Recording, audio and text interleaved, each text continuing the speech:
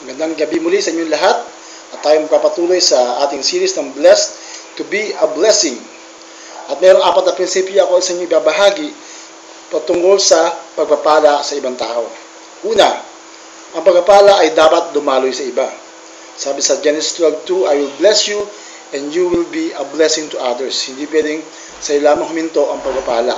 Ika'y pinagpala ng Diyos dahil meron kang responsibility na ito ay ipadaloy at ibahagi sa iba. Pangalawa, kapag tayo nagpapala sa iba, bahala ang Diyos sa ating mga pangangailangan. Ito sabi sa Lucas 18:29-30, na kapag tayo ay nagpala sa iba, pagpapalain ka ng Diyos dito sa panahong ito at sa even sa eternal life. Kaya hindi ka talaga mawawalan. Dahil alam natin that the more you give, the more you will be blessed. Because it is better to be a blessing to others than to receive. Pangatlo, ang pagpapala natin sa iba ay babalik sa atin. Katulad niya ng ating sinabi sa Luke 6:38. Basahin ko sa Message translation. Give away your life. You'll find life given back, but not merely given back. Given back with bonus and blessing. Giving, not getting is the way. Generosity begets generosity.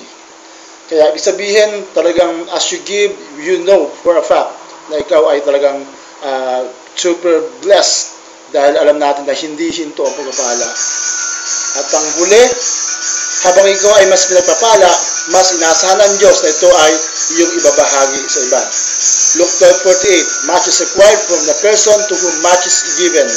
Much more is required from the person to whom much more is given. Kaya as you grow in the blessings of God, the more you're expected to share it and not to stop it in your life. Kaya ngayon sa 21 Days Challenge, I challenge each one of us na maghanap ng mga taong i-bless natin, pagpapalain natin, at maging blessing po sa lahat ng mga nangangailangan ngayong panahon ng Kapaskuhan. God bless you, and Merry Christmas and Happy New Year.